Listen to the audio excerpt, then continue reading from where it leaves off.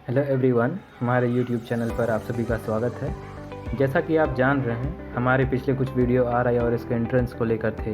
ये वीडियो भी इसी कड़ी का एक हिस्सा है। इसमें हम एंट्रेंस पेपर के रीजनिंग पार्ट को कुछ प्रीवियस ईयर क्वेश्चंस की मदद से समझने की कोशिश करेंगे। शुरू करने से पहले कुछ बेसिक्स जान लेते हैं। जैसे टोटल 80 क्वेश्चंस होंगे और उनमें 30 क्वेश्चंस रीजनिंग का होगा और प्रत्येक सही आंसर के लिए आपको 2 मार्क्स मिलेंगे और गलत आंसर करने पर हाफ मार्क्स काटे जाएंगे।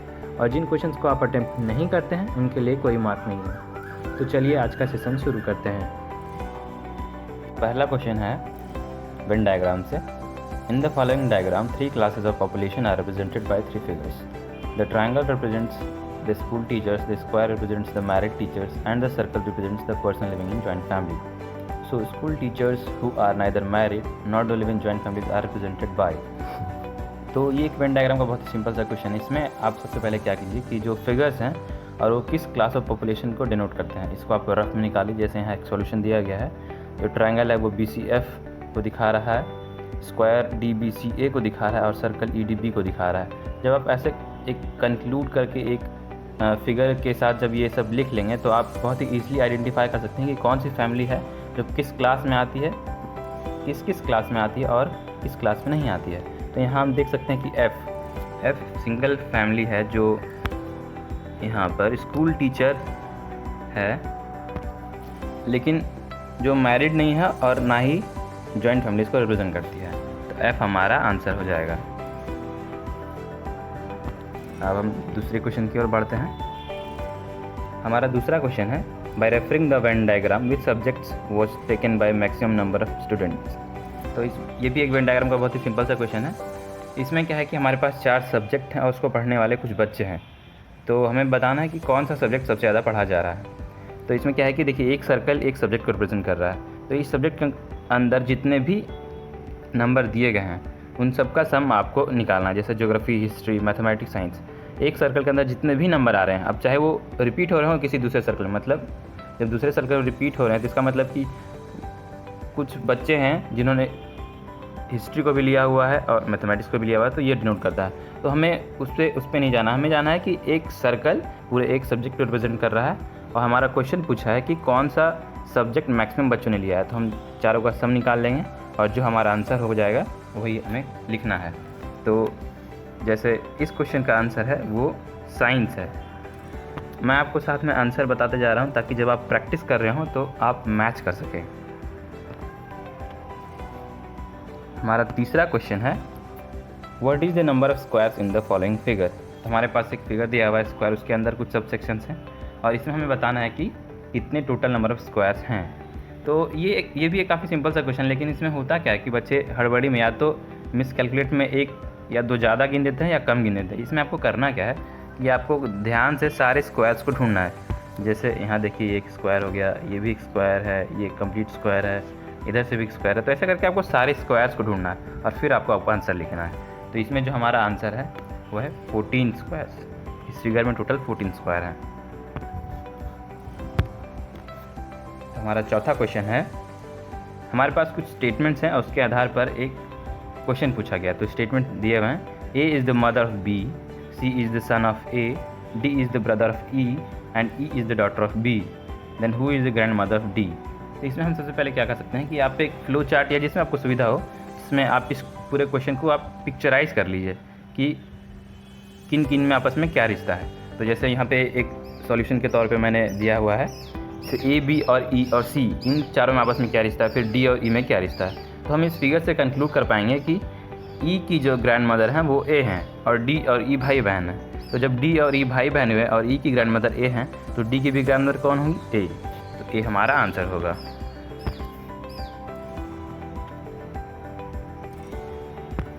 नेक्स्ट क्वेश्चन की ओर बढ़ते हैं, 5वां। तो हमारा 5वां क्वेश्चन है select the related word from the given alternatives. ये 2016 का क्वेश्चन है। Moon is to satellite then earth is to what. तो इसमें क्या है कि देखिए, सैटेलाइट क्या है, मून क्या है, मतलब मून और सैटेलाइट में आपस में क्या रिलेशन है। तो मून एक नेचुरल सैटेलाइट है, वो इस दोनों वर्ड का रिलेशन दिखा रहा है। तो अर्थ क्या है, अर्थ एक प्लैनेट है, तो प्लैनेट हमारा आंसर होगा। हमारा नेक्स्ट क्वेश्चन है the area of the greatest circle which can be inscribed in a square whose perimeter is 120 centimetre. ये भी 2016 का एक क्वेश्चन है। तो इसमें क्या पूछ रहा है कि हमारे पास एक स्क्वायर है, इसके अंदर एक सर्कल है, जो सबसे बड़ा सर्कल इसके अंदर मान हमने बनाया, उसका एरिया क्या होगा। तो हमारे पास क्या दिया हुआ है, हमारे पास पेरीमीटर दिया हुआ है। हम पेरीमीटर जानते हैं कि perimeter sum of all sides होता है। तो पेरीमीटर चूँकि हमारे पास स्क्वायर है तो हम एक साइड का निकाल सकते हैं क्या वैल्यू होगी। जैसे यहाँ निकाला हुआ है, एक साइड का वैल्यू हमने 30 निकाला, तो ये 30 इन दोनों इस साइड का एक लेंथ हो गया। तो ये लेंथ है, चूँकि स्क्वायर है तो ये सब तरफ से बराबर है। तो ये इस पॉइंट से लेकर इस पॉइंट तक इसके बीच की भी डिस्टेंस क्या होगी, वो 30 सेंटीमीटर हो जाएगी। और ये 30 सेंटीमीटर जो होगी, अब ये हमारा इस सर्कल का डायमीटर हो जाएगा। और हम फिर इससे रेडियस निकाल सकते हैं। रेडियस क्या होता है, d/2। हमारा रेडियस आ गया 15 सेंटीमीटर। तो 15 सेंटीमीटर हमारा रेडियस आ गया। अब हम जानते हैं सर्कल का एरिया कैसे निकाला जाता है, पायर स्क्वायर। तो बस आपको वैल्यू पुट कर देनी है। तो देखिए, जब आप पायर स्क्वायर कर रहे हैं तो जो हमारा आंसर आएगा वो आएगा फर्स्ट 22/7 × 15 स्क्वायर सेंटीमीटर स्क्वायर। हमारा नेक्स्ट क्वेश्चन है, a statement is given is followed by 2 conclusions 1 and 2. You have to consider the statement to be true even if they seem to be at variance from commonly known facts. You have to decide which of the given conclusion are right, if any, followed from the given statements. यहाँ क्या है कि हमारे पास एक statement दिया हुआ है, जिस स्टेटमेंट में पढ़ता हूँ, morning walk is good for health. फिर उसके आधार पे कुछ कंक्लूजन दिए हुए हैं, all healthy people go for morning walk, और सेकंड हमारा इवनिंग वॉक इज़ हार्मफुल। इसमें आपको बेसिक फैक्ट्स को दरकिनार कीजिए, जो क्वेश्चन का रहा है बस उस पर फोकस कीजिए। तो हमारे पास स्टेटमेंट क्या है, morning walk is good for health, हमारे पास एक स्टेटमेंट है, और कंक्लूजन हमारे पास 2 हैं।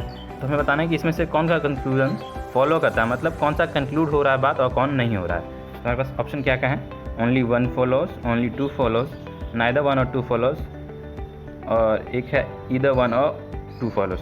इसमें आप क्या कंक्लूड कर रहे हैं, इसमें बस दिया हुआ है कि जो सुबह टहलने आते हैं वो हेल्दी होते हैं। तो इसमें क्या पता चलता है कि सिर्फ हमारा जो पहला ऑप्शन है वो निकल कर आ रहा है, क्योंकि दूसरे के बारे में तो कोई जानकारी हमारे पास आ नहीं रही है। हमारे पास सिर्फ क्या जानकारी आ रही है कि all healthy peoples go for morning walk is good for health. तो हमारे पास क्या आ रहा है कि जो सुबह टहलने जाते हैं वो हेल्दी होते हैं, उनका हेल्थ अच्छा होता है। तो हमारे पास सिर्फ एक कंक्लूजन निकल के आ रहा है, तो ओनली 1 फॉलोज। हम नेक्स्ट क्वेश्चन देखेंगे, if teacher is coded as LMKINMP then how will hurt be coded. तो ऐसे क्वेश्चन में क्या होता है कि आपको सारे लेटर्स का कि T को L क्यों लिखा गया है, E को M क्यों लिखा गया है, ऐसे आपको ढूंढना पड़ता है। लेकिन ये क्वेश्चन सिंपल हो जाता है जब आप देखेंगे कि जो क्वेश्चन पूछा गया हर्ट, तो HEART, ये सारे वर्ड आपको टीचर में मिल जाएंगे। तो देखिए आप कि H के लिए कौन सा वर्ड है, E के लिए कौन सा वर्ड है। तो देखेंगे H के लिए N वर्ड है, E के लिए M वर्ड है। तो इसी तरह आप आंसर ढूंढेंगे। मैं आपको आंसर बता रहा हूँ और प्रोसेस समझाते जा रहा हूँ, ताकि आप जब प्रैक्टिस कर रहे हो तब अपने आंसर्स को मैच कर सकें। तो इसका आंसर हो जाएगा हमारा NMKPL, ऑप्शन 4। ये आप खुद से एक बार प्रैक्टिस करेंगे।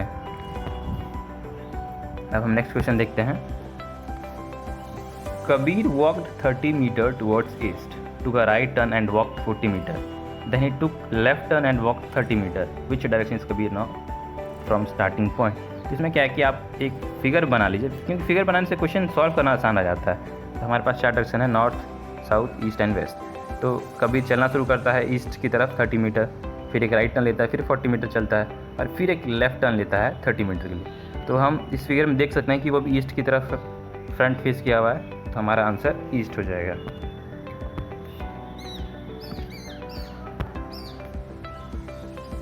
अब हम नेक्स्ट क्वेश्चन देखेंगे, if A denotes divide, B denotes multiplication, C denotes addition and D denotes subtraction, then find the value of 18B, 12A, 4C, 5D, 6। इसमें आपको कुछ नहीं करना है। इसमें आपको जो जिस चीज़ को डिनोट कर रहा है उसको आपको यहाँ पे साइंस रिप्लेस कर देना, फिर बोर्ड मास के थ्रू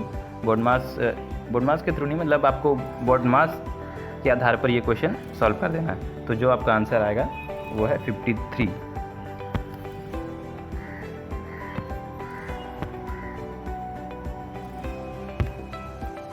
हमारा नेक्स्ट क्वेश्चन है, there is a group of 5 friends F1, F2, F3, F4 and F5। कि हमारे पास 5 दोस्तों का एक ग्रुप है और फिर कुछ स्टेटमेंट दिए हुए, जैसे F1 is shorter than F2 but taller than F5। तो आप क्या कीजिए कि जैसे जैसे स्टेटमेंट्स आपके पास आ रहे हैं उसका एक कंक्लूड करके एक फिगर बनाइए, जैसे कि यहाँ बनाया हुआ है, जैसे कि लिखा हुआ है F5 जो है वो F1 जो है वो F2 से छोटा है लेकिन F5 से लंबा है। ये हमारा पहला स्टेटमेंट हो गया। दूसरा है कि F3 जो है वो टॉलेस्ट है, और तीसरा क्या है कि F4 जो है वो F2 से थोड़ा छोटा है लेकिन F1 से बड़ा है। तो इन तीनों फिगर को कंक्लूड करके हम एक कंक्लूजन निकाल सकते हैं कि कौन किस हिसाब से हाइट में। तो हम देख सकते हैं F5 है, फिर F1 है, फिर F4 है, फिर F2 है, फिर F3 है। तो इसमें आपको फिर क्वेश्चन पूछा है कि फाइंड हुई द शॉर्टेस्ट। तो अब क्योंकि हमने फिगर निकाल के कंक्लूड कर लिया है कि कौन बड़ा है कौन छोटा है, किस सीरीज़ में हाइट चल रही है, तो हम देख सकते हैं कि जो हमारा आंसर है वो F5 जो है वो शॉर्टेस्ट है हाइट में।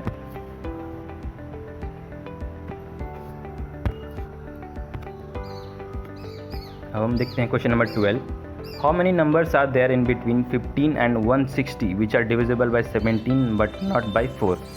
तो इसमें आपको डिविजिबिलिटी का कितना नॉलेज है वो दिखा गया है। तो देखिए क्वेश्चन टफ हो जाता है अगर मान लीजिए कुछ दो बड़े नंबर्स होते तो आपको कोई ट्रिक लगानी होती, लेकिन ये बहुत ही सिंपल सा क्वेश्चन है। इसमें आपको कुछ नहीं करना, आप 17 का टेबल लिखिए, क्योंकि हमारा 160 तक ये पूछा है तो 79 जो होगा वहाँ तक टेबल लिखिए 153, क्योंकि वो 160 से कम है। उसमें आपको क्या करना है कि जो 4 से डिविजिबल हैं उसको आप अलग कर दीजिए। तो इन 9 नंबर्स में कौन से 2 नंबर्स डिविजिबल है 4 से? 68 और 136। तो बाकी बचे हमारे पास कितने? 7। तो हमारा 7 वो है आंसर हो जाएगा।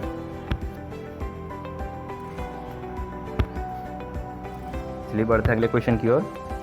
हमारा नेक्स्ट क्वेश्चन है हाउ मेनी 8s are there followed by an odd number and preceded by an even number in the number.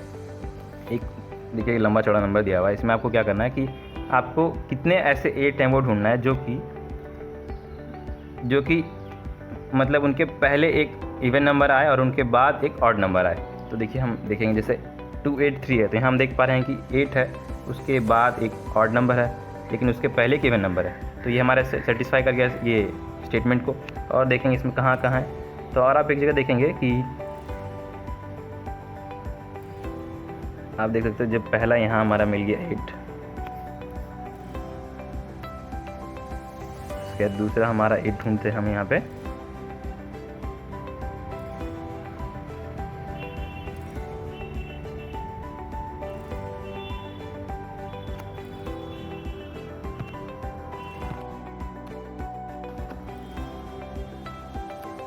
तो हमने देखा कि जो एक यहाँ पहला 283, क्योंकि आगे एक इवन है पीछे एक ऑड है, और फिर एक यहाँ 8 7 और 4, देखिए पीछे एक ऑड है आगे एक इवन है, तो वही हमारा स्टेटमेंट था।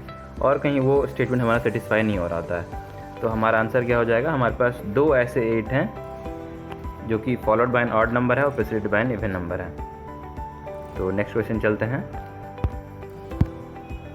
नेक्स्ट क्वेश्चन है compass is to direction as odometer is to what. तो कंपास जैसे मैं डायरेक्शन बताता है, तो ऑडोमीटर हमें क्या बताता है? तो ऑडोमीटर हमें बताता है कितना डिस्टेंस कवर किया है अभी तक। ये आपका आंसर हो जाएगा। नाउ क्वेश्चन नंबर 15 क्या है कि a man is facing north west, he turns 90 degree in the clockwise direction and then 135 degree in the anticlockwise direction. Which direction is he facing now. इसमें आपको basics कुछ जान लेना है, जैसे कि कौन सा डायरेक्शन किधर होता है और सब डायरेक्शन क्या होता है, और जो 2 मेजर डायरेक्शन जैसे नॉर्थ और ईस्ट, इन दोनों के बीच में अगर आप एक एंगल बनाएंगे तो वो 90 डिग्री का एंगल बनाएगा। और फिर जो सब डायरेक्शन उन दोनों के बीच में जो डिफरेंस होता है वो 45 डिग्री का होता है। तो हमारे पास क्वेश्चन क्या है कि एक मैन है जो कि नॉर्थ वेस्ट की तरफ फेस कर रहा है। ये हमारा मान लीजिए ये मैन अभी नॉर्थ वेस्ट की तरफ फेस किया हुआ है, ठीक है। यहाँ देखिए फिगर बना, उसमें नंबर दिए हुए हैं कि पहला स्टेटमेंट में ये बोल रहा है, दूसरा में यहाँ गया, फिर तीसरे में यहाँ गया। तो क्या है बोल रहा है कि अब ही turns 90 degree in the clockwise direction. तो ये अभी नॉर्थ वेस्ट फेस किया हुआ था, उसके बाद 90 डिग्री टर्न करता है, तो ये कहाँ आ जाएगा? ये आ जाएगा इधर नॉर्थ ईस्ट दिख रहा है, क्योंकि ये 45 हो जाएगा ये, और ये 45 हो जाएगा। और फिर क्या है, फिर वो एंटी क्लॉकवाइज डायरेक्शन में टर्न करता है 135 डिग्री। तो 135 मतलब एक पूरा 90 यहाँ से यहाँ, और फिर 45 डिग्री यहाँ। तो अभी क्या हमारा वो किस डायरेक्शन में खड़ा है? वो वेस्ट की ओर देख रहा है, तो ये हमारा आंसर हो जाएगा वेस्ट। अगले क्वेश्चन की ओर बढ़ते हैं। Question number 16. Here are some words translated from an artificial language. Melon pimp means blue light, melon tifl means blueberry, urban tifl means raspberry. Which word could mean lighthouse? यहाँ क्या है कि आपके कुछ वर्ड्स दिए गए हैं और उनका क्या मतलब है आर्टिफिशियल लैंग्वेज में, ये बस एक मानने के लिए क्वेश्चन। आर्टिफिशियल लैंग्वेज में क्या दिया हुआ है, क्या मतलब होता है वो दिया हुआ है। जैसे हमारे पास क्या दिया हुआ है, मेलॉन पिंक, इसका मतलब होता है ब्लू लाइट, मेलॉन टिफल इसका मतलब होता है ब्लूबेरी। तो आप कुछ ढूंढ पा रहे हो, जैसे मेलॉन, इसमें मेलॉन, ब्लू लाइट ब्लूबेरी, अर्पन टिफल मीन्स रस्टबेरी। देखिए यहाँ पे एक अर्पन है, यहाँ टिफल है, यहाँ टिफल था, यहाँ भी पिम्पल था। तो इसका मतलब क्या निकाल सकते हैं हम कि मेलॉन, इसमें मेलॉन, देखिए कॉमन वर्ड है ब्लू, ब्लू तो मेलॉन का मतलब ब्लू हो जाएगा। और उसके बाद हमारा पिम्पल, पिम्पल का मतलब यहाँ क्या डिनोट कर रहा है, लाइट को, और टिफ्ल का मतलब डिनोट कर रहा है बेरी को। और फिर अर्पन टिफ्ल मीन्स रस्टबेरी, तो यहाँ पे अर्पन रस को डिनोट कर रहा है और टिफ्ल का मतलब डिनोट करेगा बेरी को। तो हमारा क्वेश्चन क्या पूछ रहा है कि लाइट हाउस के लिए कौन सा वर्ड होगा आर्टिफिशियल लैंग्वेज में। तो लाइट के लिए कौन सा वर्ड था, melon pimp, blue light pimple, हमारे पास पिम्पल वर्ड था। तो पिम्पल देखिए किसमें है, ऑप्शन 2 और 4 में पिम्पल है। उसके बाद एक हाउस, हाउस का हमारे पास वर्ड नहीं है, ठीक है, लेकिन हम जब ऑप्शन में देखेंगे तो मेलॉन, अर्पन डॉकन, हमारे पास 3 वर्ड्स के मीनिंग है जिनका हमको पता है, तो उनका मतलब हाउस नहीं हमें ये पता है। तो बचता कौन है, ऑप्शन 4। तो ऑप्शन 4 हमारा आंसर हो जाएगा, पिम्पल डॉकन। अगला क्वेश्चन देखते हैं, how many triangles are there in the following figure. तो जैसा हमने स्क्वायर वाले फिगर में बनाया था, इसमें भी आपको कुछ चित्र करना है। इसमें आपको सारे ट्रायंगल ढूंढने कितने हैं, लेकिन बस आप में मिस कैलकुलेट करने से बचिएगा हड़बड़ी में। इसमें क्या है कि आपको जितने भी ट्रायंगल्स दिख रहे हैं सामने से, जैसे एक ये हो गया, एक ये हो गया, ये कंप्लीट हो गया, ऐसे, और फिर कुछ ट्रायंगल्स आपको हिडन होंगी, जैसे ये एक ट्रायंगल हो गया, ये एक ट्रायंगल, ये आपको सारे ढूंढने हैं और फिर आपको आंसर लिखना है। तो आप सारे ढूंढिएगा, इसका आंसर मैं बता दे रहा हूँ, जब आप प्रैक्टिस करोगे तो मैच कीजिएगा। इसका आंसर है 11। हम नेक्स्ट क्वेश्चन की ओर बढ़ेंगे। हमारा क्वेश्चन नंबर 18 है, the pie chart given below shows the marks obtained by a student in all examination. If the total marks obtained by him in the examination were 540, answer the question given below based on this pie chart. एक students के marks दिए हुए हैं pie chart के through, और उसके pie chart के basis पे आपको बताना है कि उसके मैथ्स में हिंदी से कितने ज़्यादा नंबर आए। तो कुछ आपको बेसिक्स बात जैसे पता हो, जैसे पाई चार्ट की टोटल वैल्यू क्या होती है, 360 डिग्री, क्योंकि एक सर्कल है और 360 डिग्री किस मार्क्स को रिप्रेजेंट कर रही है, टोटल में 540 को। और फिर इस 360 में कुछ डिग्री पे दिया है कि 90 डिग्री मैथ डिनोट कर, मैथ मार्क्स बता रही है। हिंदी के लिए 70 डिग्री दिया हुआ है, इंग्लिश के लिए 55 डिग्री दिया हुआ है। तो हमें क्या करना है कि 90 डिग्री 540 में कितना मार्क्स डिनोट करता है वो निकालना है। तो अब निकाल सकते हैं, क्योंकि 360 और 540 इक्विवेलेंट हैं, तो हम ऐसे निकाल सकते हैं जैसे सॉल्यूशन में दिया हुआ है। तो हम जब निकालेंगे वैल्यू, तो जो मैथ्स का मार्क्स आ जाएगा वो 135 है, और हिंदी का मार्क्स आ जाएगा वो 105 आ जाएगा। तो इन दोनों के बीच का डिफरेंस हो जाएगा, वो हमारा आंसर हो जाएगा। तो डिफरेंस कितना हो जाएगा, डिफरेंस है हमारा 30। अब हम नेक्स्ट क्वेश्चन देखे हैं, question number 19, find the wrong number in the series. हमारे पास कुछ नंबर्स दिए हुए हैं जो कि सीरीज़ में, आपको बताना है कि इस सीरीज़ में कौन सा नंबर गलत है। तो जब आप इसका ध्यान से देखेंगे इस क्वेश्चन को, इसमें आप पाएंगे कि 3-3 नंबर का एक पेयर है। इस सीरीज़ में भी 3-3 नंबर का एक पेयर है।